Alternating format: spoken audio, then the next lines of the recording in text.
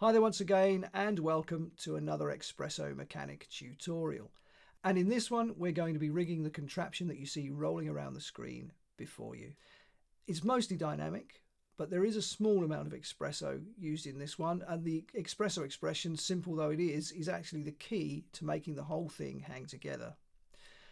Aside from that, as I say, it is mainly dynamic. We've got a number of connectors that we're using to make the casters actually behave the way they should. But it's all pretty straightforward really, and we're also using a Vibrate Tag in order to make the thing dance around the way you see it at random. But anyway, that's what we're going to be about. Now I've made the actual file available and you can download that from Dropbox, and I've put a link to it in the show notes, so be sure to download the file before you start doing the tutorial. But anyway, that's what we're going to be about in this one, so without further ado, let's see if we can make this happen.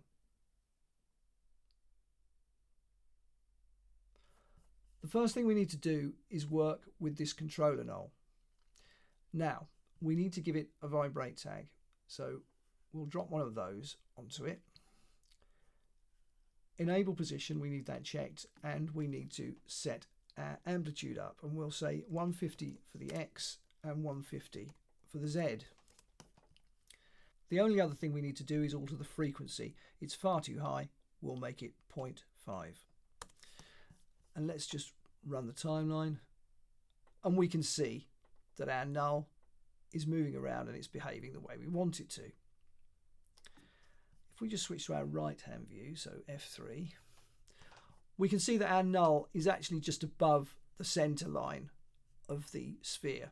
Now this doesn't matter because we're not interested in the y-axis. We're not doing anything with that. We're just interested in the XZ. So it can be placed anywhere you like really, but I'm leaving it there.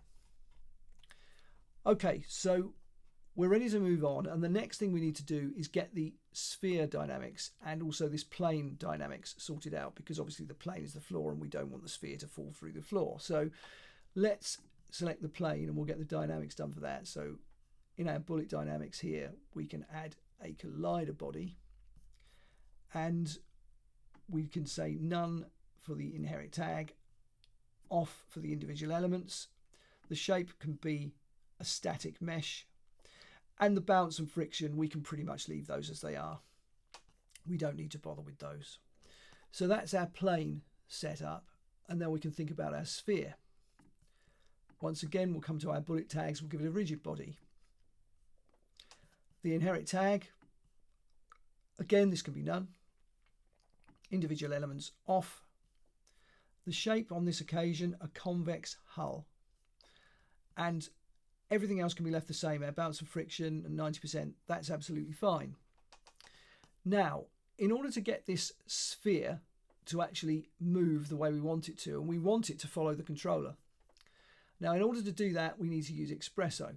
So we'll select our Expresso null, give it an Expresso tag. We've got the editor open and we're ready to start work. We'll bring in the controller, and at the output stage, transform position, position X, transform position, position Z. So that's our first node set up and ready to go. The next thing to do is pull in the sphere itself, and at the input stage do the same again. So position X and position Z, and then plumb these in like this.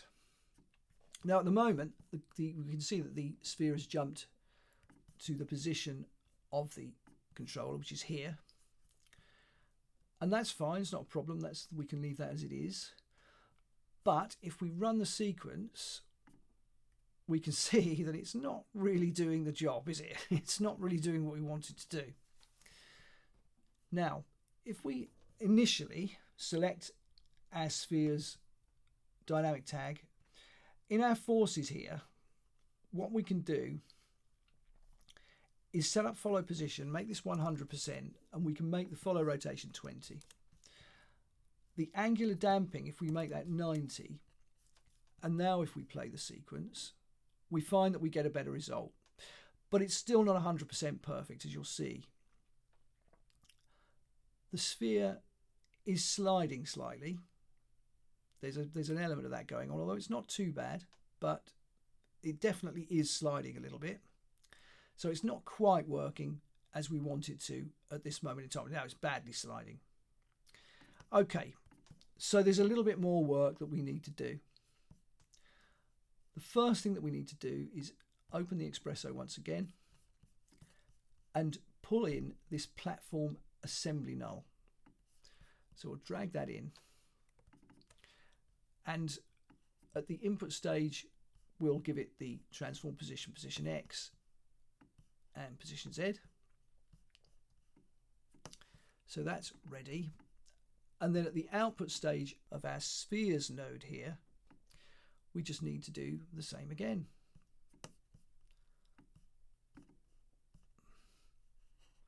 So they're set up, and now we can wire this into here. Straight away you can see that it moves, and this into here. And now our platform is all set up the way we need it to be. So let's see what happens. What we'll do actually is just, I'll make this disappear and make the platform itself, just the platform, appear so that we can see what's going on. So if we run the sequence now, we can see that the sphere is behaving quite nicely and we're getting a good result. Now, if we go into here now, we can actually zero this out. Bring that back to 5. Take it back to the beginning and we'll play again. It's not working because what we've got to do is make this platform dynamic. So we need to bring in a collider body tag for our platform. Drop that actually onto our platform here. So that needs to be on there. And then we can worry about setting this up. So we can go into our collision.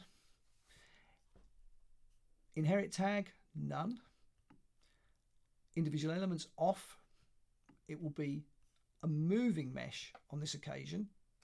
And then we need to set up our bounce and our friction. So let's see what we need to do with those. Well, our bounce can be 0.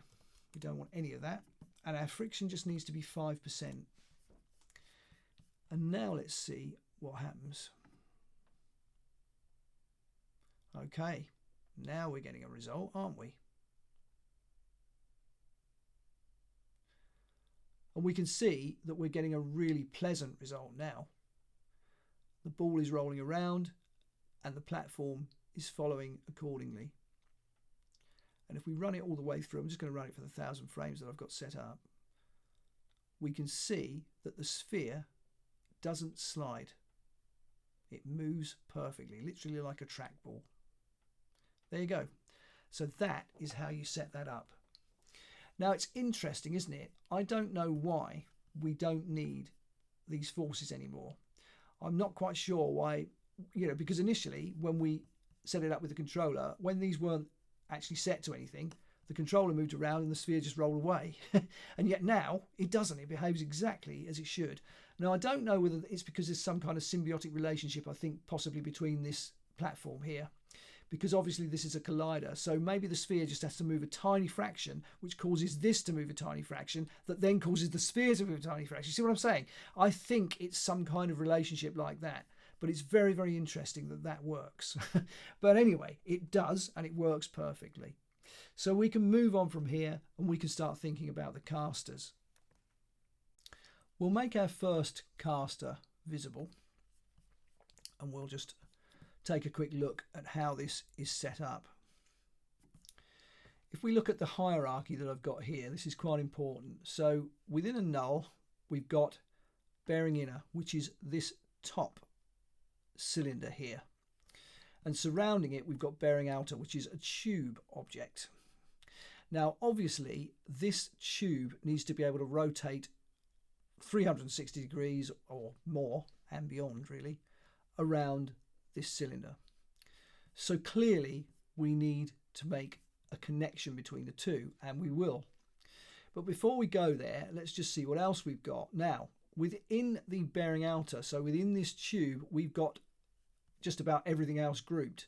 We've got the top plate, which is this little, well, it started life as a cube and I just flattened it down until it was quite a thin plate.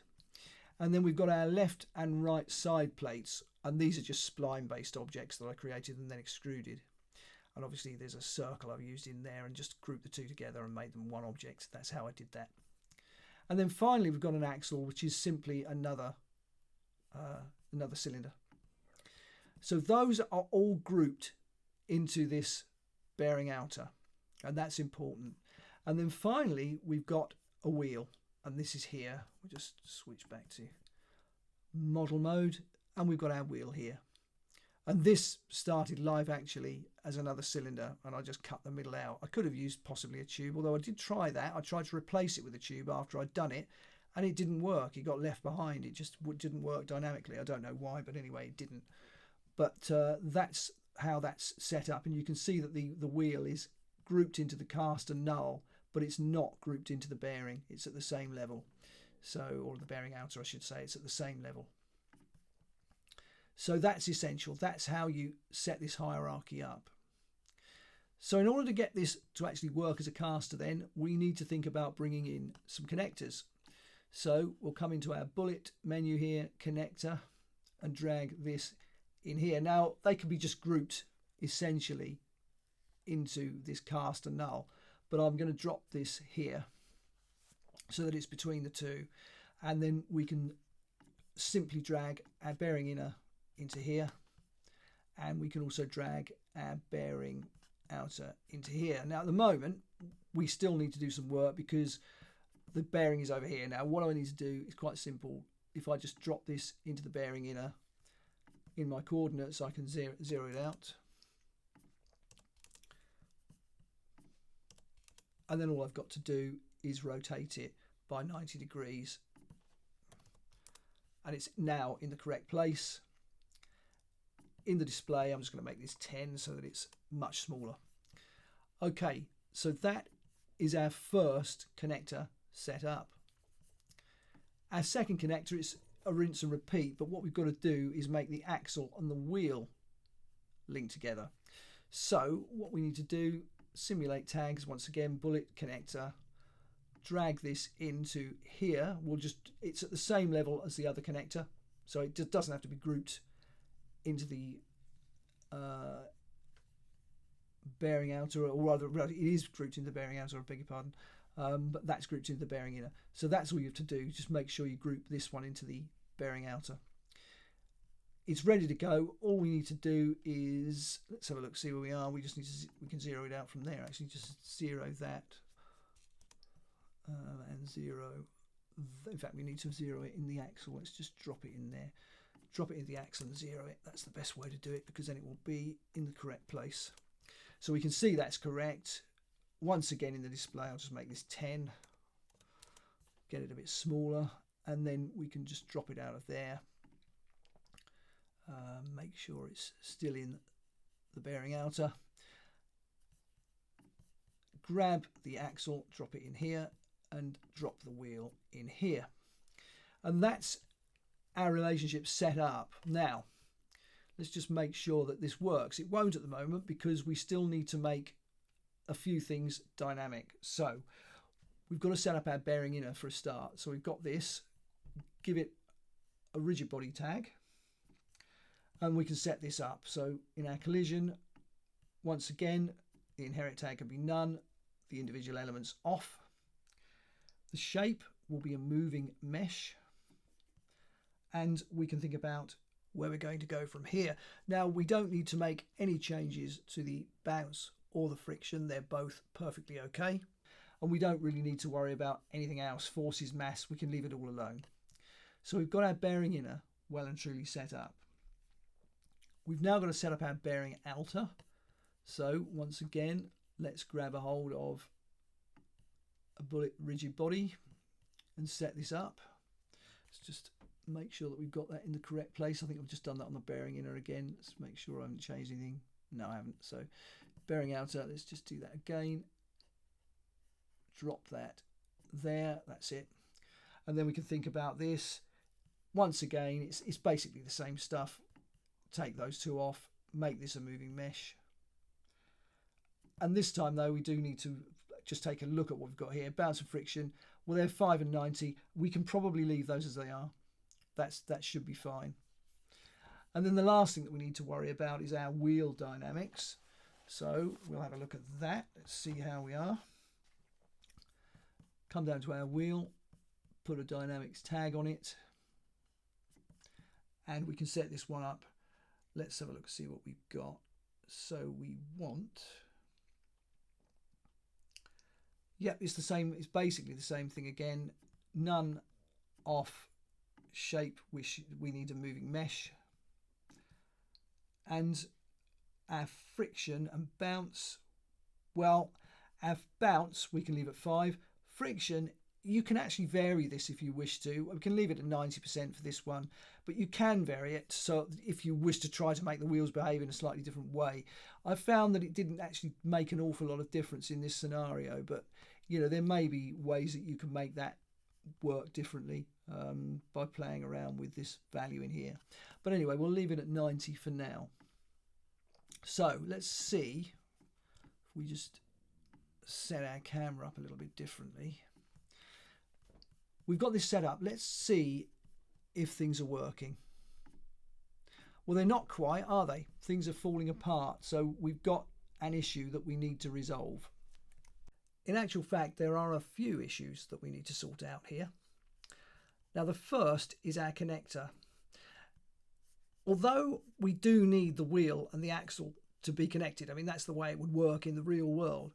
In terms of our connector, it's not quite right. We actually need to put the bearing outer in here. So that's the first thing that we need to do. Now, our bearing inner, we actually need to come into our dynamics tab and we need to switch the dynamic off. Okay, so that's important. The final thing in order to make this work, I mean, if we just run the sequence now, we can see it's working, but there's a lag problem. The actual wheel is lagging behind the axle. And the reason for that, it's not an issue with the Expresso node expression here. It's nothing to do with this, but it is to do with this priority within the Vibrate tag. We need to set this to 499. And now, if we run the sequence, it works. And it's behaving as we'd expect it to. Fantastic. And if we just select the wheel, we can see that that's rotating. It's all behaving as it should. You can see that there is this delay here now, and I don't quite know why this keeps occurring. There's nothing you can really do about it. I think it's something to do with the connectors. I'm not absolutely sure, because that wasn't there previously, and it's probably because we've changed this priority as well. I think if we put that back at null, we'll still get the problem with the wheel, but let's see what happens with. Yeah, you see, this is fine now. So it's something to do, I think, with the relationship between the connectors and the priority of this. But this is the lesser of two evils. So you just set that to 499, and then it will actually work. And it's actually doing it okay. We do get this, but you know, it's just one of those things. You kind of have to deal with it, really. And you can see that there's a little bit of a delay, and you have to double click to get back to the start position. But there doesn't seem to be any way around that. I have tried, I've experimented at length to try and get around this, but it's something to do with the way things are being calculated, and there doesn't seem to be a way to get around that one, unfortunately. But it all works when you cache the dynamics okay, and you can loop and everything, and it jumps back to the beginning, and it all works okay. But anyway, that's fine. So we've got it to this stage. We've got our caster well and truly set up, and it's just a case of rinsing and repeating with the remaining casters. So we can start doing that, and then I'll come back to you when we've finished by the power of editing. So what I'm going to do, I'm just going to command drag this one onto here,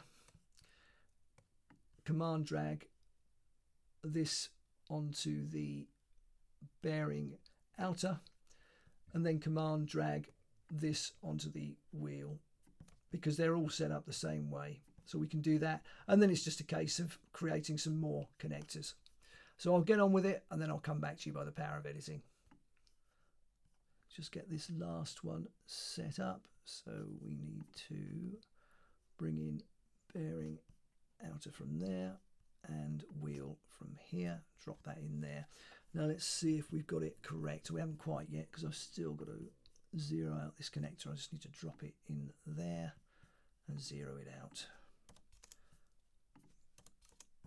And that should be in the correct place, and then we can just remove it from there and then make sure it's in the correct place there. Right, that should be okay. What we can do is bring this back in, and we can take those out actually. Don't need them. Don't need them. Get rid of all of those because it's all okay. Okay, brilliant. Let's see what happens now. We just run the sequence and we can see straight away that we're getting everything working. The one thing that we don't have is the floor in the correct place. Now we can just move that. Just grab a hold of this and just move it so that it's somewhere near the center. Let's just take this back to the beginning. That should be fine. Let's just see what we get. And away we go. And it's looking really nice. And we can see that all of our casters are behaving as they should. Fabulous. So we've got it that far. What we can now do, we can just select any one of these and go into our cache, bake all. We might as well get that done. Just let it bake. It won't actually take that long to do it, although there are a fair few tags for it to get through. It just enables us to loop the animation once it's done. Let's just see what we've got now. Oops, that's not doing too well, is it? Now this is interesting, isn't it? So there's an issue with the baking. Now sometimes that happens and it's best to just clear the cache and try baking again. Just make sure that we have a go at that and see if it does a better job this time. It was just worth showing you that because it did happen to me when I was making my original scene file for this. So it can be a bit dodgy, the baking on this. But hopefully this time it might be better. Let's just see if it is. Just bring that back to there. Yeah, and now it's okay. And again, no idea why that occurs, but you know, just one of those anomalies that you sometimes see. But as we can see, now we're okay and everything is behaving as we wish it to. The only thing that we do get is a slight delay when we stop. We can see there's a slight catching up, but there's no gap around the sphere and the collar there. So it is better when you bake. But yeah, that's working really nicely. Now this is quite a versatile rig actually. I've used a Vibrate Tag to get this thing to move, but it's not the only way that you can make the thing work. I mean, there's other things we could do. For example, I mean, we could bring in, say, a circle, and if we make this in the XZ plane, we can then drop it into the controller, zero it out,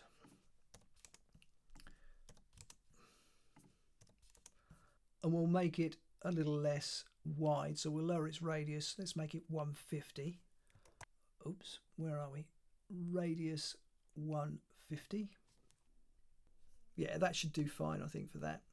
And then what we can do is let's just switch this tag off, and with the controller add an align to spline and drop the circle into the spline path, and then we can make this move around if we wish to, and everything should follow okay. So let's record this at 0%, and we'll do it, let's have a look, see how far we want to go. Do it at, say, over 500 frames, so it's quite slow. Something like 500, that should be okay. Move this round to the end and record there. And let's see where we go. Right, now that's not working. It's to do with the dynamics being baked, so we just need to not use the cache data. And here we go. I think we're still slightly baked. I don't know. I think we are. Yeah, we are. We need to actually clear all the caches. Just clear them all. Just makes life easier, I think, if we do that for now. And here we go. Now we're working, aren't we? But there you go. I mean, the whole thing is working fine. It's really working. I mean, they're off the edge of the... when they go off the edge of the plane there, they just spin in the air as they would if they were real. You can see that when you get a dodgy shopping trolley. But yeah, I mean, it all works exactly as it needs to work. So yeah, it's a pretty versatile rig one way and another. You can, you could even create a programmable sort of system for it, or draw your own spline, of course, using the spline pen, and it will all react as it should. There are limits to what it can do, because let's say you've got it on uneven ground. The casters should be able to make this thing bounce around, but they won't as this is set up. I'm wondering if there's a way that we can set a rig up to actually make it do that by going a bit deeper with it. But for now, this is about as far as I've managed to get it to go. But it's quite pleasing on the eye. I mean, it works pretty well, I think. And of course, as it stands, it's only a platform on wheels. I'm sure you could develop this and turn it into a robot of some kind. I don't know. It could be a fighting robot. It could be a lawnmower, couldn't it? It could be a vacuum cleaner on wheels or whatever. I'll leave that to your imagination. But there's a number of things that you could do to enhance this to make it that bit more interesting, I think. But anyway, that about completes this tutorial, because that's what I wanted to show you in this one. And we've got it all working and it's all behaving as we want it to. So I really hope, as always, that you've enjoyed this tutorial and that it's inspired you and given you some ideas for things that you might be able to incorporate within your own projects. And if you have enjoyed the video, please give it a like. And if you haven't already, please subscribe to the channel, leave a comment, and of course, ring the bell. And wherever you happen to be on social media, please do share this video, because all this good stuff really does help keep the channel moving in the right direction. But anyway, that just about brings the curtain down on this one. So I'll see you very soon on the next tutorial.